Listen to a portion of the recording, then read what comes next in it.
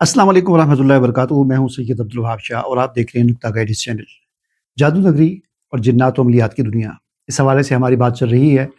और आपने एक किताब का नाम सुना होगा, नक्श सुलेमानी या तावीज़ात सुलेमानी या हिर्ज़ सुलेमानी। इसी तरह के और मतलब बहुत सारी ऐसी किताबें जिनमें सुलेमान का लफ्ज़ आता है। सुलेमान से मुराद हज़रत सुलेमान अलैहिस्सलाम होते हैं, ठीक है ना। तो इस तरह की बहुत सारी किताबें हैं अमलियात की दुनिया में, आमिलों के पास होती हैं। और बड़ी हैरत की बात ये होती है कि कई ऐसे आमिल जिन्होंने 8-10 साल मदरसे में भी लगाए और फिर उसके बाद उन्होंने इस लोगों को लूटने वाली इस दुनिया के साथ, अमलियात की दुनिया के साथ वाबस्ता हो गए और अपनी उस तमाम तालीमात को जो उन्होंने 8-10 साल में सीखी, फ़िक़्ह पढ़ी, तफसीर पढ़ी, हदीस पढ़ी, उन सब को भूल गए, पसे पुश डाल दिया और पैसे की लालच में और दुनिया की लालच में, शोहरत की लालच में वो इस गंदी दुनिया के अंदर मुलव्वस हो गए।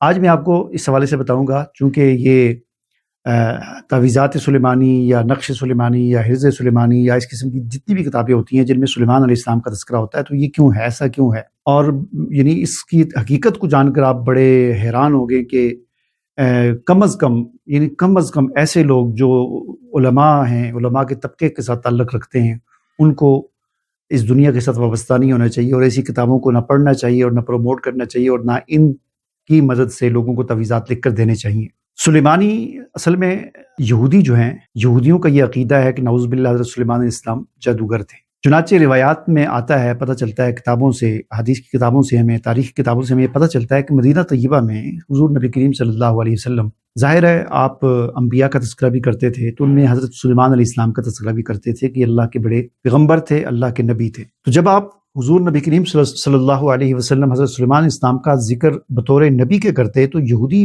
बड़े हैरान होते और लोगों से कहते, देखें जी, सुलेमान अलैहिस्सलाम को ये नबियों में शुमार करते हैं, हालांकि वो जादूगर थे। तो ये यहूदियों का अकीदा था कि सुलेमान अलैहिस्सलाम नाउज़ुबिल्लाह जादूगर थे। उन्होंने जादू के ज़ोर पर बाकी तमाम मखलूक़ात को कंट्रोल किया हुआ था। जादू के ज़ोर पर उनका तख्त हवा में उड़ता था, या जो भी अल्लाह ताला ने उनको चीज़ें अता की हुई थी, मोजज़ात अता किए हुए थे, तो उसको वो जादू कहते थे। तो जादू की तारीख़ को अगर देखा जाए तो इसकी तारीख़ बहुत पुरानी है। हज़रत इब्राहीम अलैहिस्सलाम के तज़किरे में हमें जादू का जिक्र मिलता है। हज़रत इब्राहीम अलैहिस्सलाम बहुत, यानी ये सुलेमान अलैहिस्सलाम से सैकड़ों साल पहले गुजरे हैं। चुनांचे तारीख़ी रिवायात से पता चलता है कि हज़रत इब्राहीम अलैहिस्सलाम के ज़माने में जो लोग होते थे, जिसका जिक्र कुरान में भी है कि वो सितारों की पूजा और परस्तिश किया करते थे। असल में उन लोगों का ये अकीदा था कि सितारे इंसानी ज़िंदगी पर असरअंदाज होते हैं, इस माना में कि इंसान की कामयाबी नाकामी, इंसान की खुशी गमी, इंसान की सेहत और बीमारी, इंसान की जो है किस्मत, इन चीज़ों पर सितारों के असरात होते हैं। चुनांचे वो इस मुनासबत से वो सितारों की पूजा करते थे, सितारों को पुकारा करते थे कि इनके ज़रिए हमारी किस्मत अच्छी हो जाए, इनके ज़रिए हमारी नाकामी कामयाबी भी बदल जाए। तो ये इल्म नजूम की तारीख़ जो है हमें हज़रत इब्राहीम अलैहिस्सलाम से मिलती है और फिर यही चीज़ें आहिस्ता आहिस्ता बढ़कर उनकी पूजा, सितारों की पूजा और परस्तिश तक पहुँच गई। चुनांचे हज़रत इब्राहीम अलैहिस्सलाम की सारी मेहनत जद्दोजहद इसी चीज़ पर थी कि लोगों को सितारों की परस्तिश से, सितारों को माबूद मानने से हटाकर अल्लाह पर और तौहीद पर लाया जाए। फिर इब्राहीम अलैहिस्सलाम के बाद ये सिलसिला ज़ाहिर चलता रहा। उनके सैकड़ों साल के बाद फिर हज़रत मूसा अलैहिस्सलाम का ज़माना आता है, फ़िरौन और मूसा का।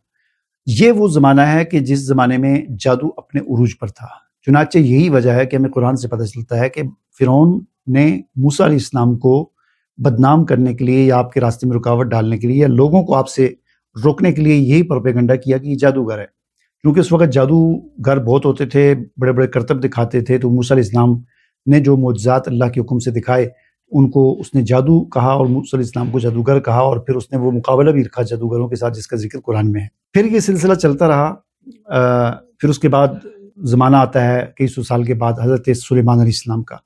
हज़रत सुलेमान अलैहिस्सलाम अल्लाह के बड़े बरगुज़ीदा पैगम्बर थे और न सिर्फ पैगम्बर थे बल्कि अल्लाह ताला ने उनको हुक्मरानी और भी अता की थी।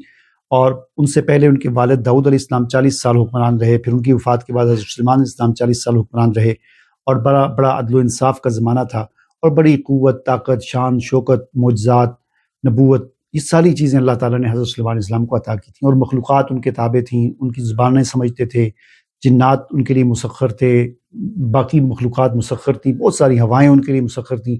अल्लाह ताला ने बहुत कुछ उनको अता किया था। उस ज़माने में भी शयातीन और जिन्नात जो है ये जादू का सिलसिला चलता था और शयातीन ही लोगों को जादू सिखाते थे کہ اگر یہ چیز اس طرح لکھ دی جائے تو اس سے یہ ہوگا، اگر اس کو اس طرح لکھ دیا جائے تو یہ ہوگا، ان الفاظ کو اس طرح پڑھا جائے تو اس سے یہ ہوگا۔ جادو یہی چیز ہوتی ہے نا، کچھ الفاظ ہوتے ہیں، کچھ کلمات ہوتے ہیں، کچھ تحریر ہوتی ہے، کچھ سائن ہوتے ہیں، یعنی نشانات ہوتے ہیں، علامات ہوتی ہیں۔ تو جیسا کہ میں نے پچھلی ویڈیو میں بتایا تھا کہ تعویذات ہو گئے، یہ چیزیں اصل میں سائن ہیں، یہ علامات ہیں۔ جس طرح ہم کسی دکان کے اوپر ایک بورڈ کو پڑھتے ہیں، لکھا ہوا ہے عامر اینڈ سنز الیکٹرک سٹور، تو پھر ہمیں ہماری ضرورت ہوتی ہے تو ہم ادھر داخل ہوتے نہیں ہوتی تو ہم وہاں سے گزر جاتے ہیں۔ تو یہ تعویذات میں جو سائنز، جو علامات، جو نقش وغیرہ ہوتے ہیں، یہ بھی اصل میں سائنز ہوتے ہیں شیاطین کو اپنی طرف متوجہ کرنے کے، اور ان سے اس قسم کے۔ تو یہ شیاطین نے ہی یہ چیزیں سکھائی ہیں کہ اگر یہ چیز اس طرح لکھی جائے تو یہ کر دیں گے، ہو جائے گا، تو کرتے تو وہ پھر شیاطین ہی دخل اندازی کرتے ہیں۔ تو سلیمان علیہ السلام نے اپنے زمانے میں اس قسم کی جتنی بھی کتابیں تھیں، تحریریں تھیں، وہ ساری کی ساری روایات سے پتہ چلتا ہے کہ وہ ضبط کیا شیاطین سے، جنات سے چھین کر ان کو ایک بکس کے اندر بند کر کے اپنی کرسی کے نیچے گڑھا کھود کر اس میں دفنا دیا، اور یہ اعلان کیا کہ آئندہ کے بعد کوئی یہ کہے گا کہ جنات یا شیاطین وغیرہ یہ مخلوقات غیب جانتی ہیں تو ان کو میں مار دوں گا، ٹھیک ہے۔ اور اس کرسی کے پاس جو بھی شیطان جن آتا تھا تو وہ جل جایا کرتا تھا۔ خیر ان کا زمانہ گزرا، ان کا انتقال ہوا، اس کے بعد جو اصحاب خیر تھے، ان کے بعد وارثین، ان کا زمانہ بھی چلتا رہا، اور پھر آہستہ آہستہ زمانے میں وقت میں حالات میں خرابیاں پیدا ہوئیں اور پھر خرابی کا غلبہ آ گیا۔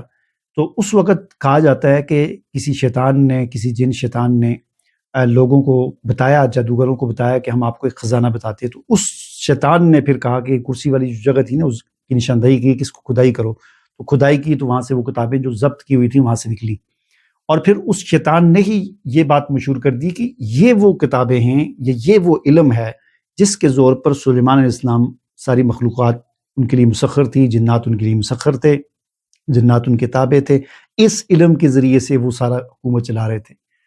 تو گویا کہ شیاطین نے لوگوں کے، بنی اسرائیل کے لوگوں کے، یہودیوں کے ذہن میں یہ بات ڈالی کہ سلیمان علیہ السلام جادو کے ذریعے سارا کچھ کرتے تھے۔ یہی وجہ ہے کہ اس کے بعد یہودیوں کو یہ عقیدہ اور نظریہ رہا، اور آج بھی ہوگا، کہ نعوذ باللہ سلیمان علیہ السلام جادوگر تھے، نبی نہیں تھے، ٹھیک ہے۔ اس کی تصحیح حضور نبی کریم صلی اللہ علیہ وسلم نے بھی کی، اور قرآن میں سورہ بقرہ کی آیت نمبر 102 اللہ تعالیٰ نے نازل کی، اور اس آیت میں اس بات کی وضاحت کی جو یہودیوں کا عقیدہ تھا، نعوذ باللہ وہ سلیمان علیہ السلام کو جادوگر کہتے تھے۔ تو اللہ تعالیٰ نے آیت نمبر 102 میں فرمایا، اعوذ باللہ من الشیطان الرجیم، بسم اللہ الرحمن الرحیم، واتبعوا ما تتلو الشیاطین علی ملک سلیمان وما کفر سلیمان ولکن الشیاطین کفروا يعلمون الناس السحر وما انزل على الملكين ببابل هاروت وماروت وما يعلمان من احد حتى يقولا انما نحن فتنة فلا تكفر فيتعلمون منهما ما يفرقون به بين المرء وزوجه وما هم بضارين به من احد الا باذن الله ويتعلمون ما يضرهم ولا ينفعهم۔ تو اس طرح ان آیات میں اللہ تعالیٰ نے فرمایا کہ شیاطین نے سلیمان علیہ السلام کے زمانے میں، لوگوں نے شیاطین کے طریقے کو فالو کیا، اس پر چلے۔ وما کفر سلیمان علیہ السلام نے یہ کفر نہیں کیا، یعنی یہ جادو کفر ہے، اس طرح کا کفر سلیمان علیہ السلام نے نہیں کیا، سلیمان علیہ السلام نے تو اس کو ختم کیا، ٹھیک ہے نا۔ اور پھر بیچ میں اللہ تعالیٰ نے ایک اور تذکرہ بھی کر دیا، دو فرشتوں کا جنہیں ہاروت اور ماروت کہا جاتا ہے۔ ان کے بارے میں آتا ہے کہ یہ بھی عراق کے علاقے بابل میں کسی زمانے میں جب جادو اپنے عروج پر تھا، اور لوگوں کے لیے یہ فرق کرنا مشکل ہو گیا تھا کہ معجزہ کیا چیز ہوتی ہے جادو کی، کیونکہ ایک آدمی معجزہ بھی ایسا ہوتا ہے کہ اس میں جو کام اور ہوتا ہے اس کا کوئی سبب نظر نہیں آ رہا ہوتا، اور جادو میں بھی ایسا ہوتا ہے کہ اس کا سبب غائب ہوتا ہے، ایک کام اور ہوتا ہے۔ جیسے مثال کے طور پر میں کوئی چیز ہے، یہ چیز میں نے اٹھا کر ادھر رکھ دی، یہاں سے اٹھائی یہاں رکھ دی، اس کا سبب آپ کو نظر آ رہا ہے کہ یہ میرا ہاتھ ہے، میرے ہاتھ نے اس کو اٹھایا یہاں سے یہاں کر دیا، ٹھیک ہے نا، یہ سبب نظر آ رہا ہے۔ لیکن اگر ایسا ہو کہ کوئی چیز، یہ چیز یہاں سے اٹھے اور یہاں پر آ جائے، ہمیں نظر نہیں آ رہا کہ کیسے ہوا، تو ہم کہیں گے یار یہ تو پتہ نہیں کیا ہے، جادو ہے۔ یا معجزے کے ساتھ بھی ایسا ہو سکتا ہے، کیونکہ جنات ہمیں نظر نہیں آتے، تو جنات کے جو کام ہوتے ہیں وہ بھی ہمیں نظر نہیں آتے۔ اب کوئی جن اس کو اٹھا کر یہاں پر رکھے گا تو یہ چیز تو ہمیں نظر آئے گی، لیکن جن ہمیں نہیں نظر آئے گا، جن کا ہاتھ ہمیں نظر نہیں آئے گا۔ جادو اصل میں یہی چیز ہوتی ہے، جنات کی مداخلت ہوتی ہے، کچھ کام کرنے پڑتے ہیں، کچھ کفر بکنا پڑتا ہے، کرنا پڑتا ہے، اس کے بعد جنات کے ذریعے اس قسم کے کام وغیرہ ہوتے ہیں، کسی کو تکلیف دینا، کسی کو تنگ کرنا، کسی کو نقصان پہنچانا، تو یہ چیز ہوتی ہے۔ بہرحال اللہ تعالیٰ نے ہاروت اور ماروت کا تذکرہ کیا کہ ہاروت اور ماروت کو اس لیے نازل کیا گیا تھا کہ لوگوں کے سامنے وہ اس بات کو واضح کریں کہ جادو کیا ہوتا ہے، معجزہ کیا ہوتا ہے۔ معجزہ جو ہوتا ہے اس کا سبب بھی مخفی ہوتا ہے، لیکن وہ اللہ کی طرف سے ہوتا ہے، ٹھیک ہے، جو اپنے پیغمبروں کو اللہ تعالیٰ عطا کرتے ہیں۔ اور جادو جو ہوتا ہے یہ جنات اور شیاطین کی کچھ حرکتیں ہوتی ہیں جن کے ذریعے ہوتا ہے۔ چنانچہ ہاروت اور ماروت بھی یہی چیز سمجھایا کرتے تھے، وہ بتایا کرتے تھے لوگوں کو کہ اگر ان کلمات کو ایسے ایسے پڑھیں تو اس سے یہ کام ہو جاتا ہے، اس طرح ہو جاتا ہے، وہ جو شیطانی کلمات تھے۔ اور اگر ان کلمات کو یوں یوں لکھا جائے، اس کا تعویذ بنایا جائے تو پھر یہ ہو جاتا ہے۔ تو وہ اصل میں وہ شعبدے بازی واضح کرنا چاہتے تھے۔ جیسے مثال کے طور پر جیسے کہ آج کل شعبدے باز ہوتے ہیں نا، یہ جس طرح کہ ہم کہتے ہیں وہ ٹی وی شو ہوتے ہیں، لکی رانی سرکس ہوتی ہے، یا اس قسم کی چیزوں میں کچھ ایسے کام کرتے ہیں جو دیکھنے والے کو اس کا سبب نظر نہیں آ رہا ہے، ایسے کبوتر نکل گئی، کبوتر غائب ہوگی، یا بندے کو ایسے وہ آگے کپڑا پکڑتے ہیں اور پھر کپڑا ہٹاتے ہیں، عورت ہوتی ہے۔ تو یہ اصل میں کیا ہوتا ہے، وہ پیچھے ساری انہوں نے سیٹنگ کی ہوتی ہے، وہ چینج ہو جاتے ہیں۔ جادو شادو کچھ نہیں ہوتا، شعبدے بازی ہوتی ہے، اور ہماری آنکھوں کے سامنے بڑی تیزی کے ساتھ اس کو اس طریقے سے پریکٹس کے ساتھ کیا جاتا ہے کہ ہم حیران ہو جاتے ہیں، یار یہ کیسے ہو گیا، حالانکہ وہ پیچھے سارا کچھ واضح ہوتا ہے۔ مطلب اگر پیچھے سے کئی ایسی ویڈیوز بھی آپ نے دیکھی کہ پیچھے سے کیمرہ لگا کے بتا رہے ہوتے ہیں کہ یہ دیکھیں کیسے ہوتا ہے۔ تو ہاروت اور ماروت نے اصل میں یہی چیز بتائی، جیسے کہ میں نے کہا کہ لکی رانی سرکس یا کوئی اس قسم کی کچھ وہاں پر شعبدہ دکھائے اور دوسرا آدمی اس کو کر کے دکھائے کہ میں تمہیں کر کے دکھاتا ہوں یہ کیسے ہوتا ہے۔ وہ آرام آرام سے بتایا کہ یہ دیکھو کبوتر اصل میں غائب نہیں ہوا، کبوتر کو ایسے کر کے اس نے ادھر ڈال دیا تھا یا ادھر سے نکال دیا تھا، ہمیں نظر نہیں آیا۔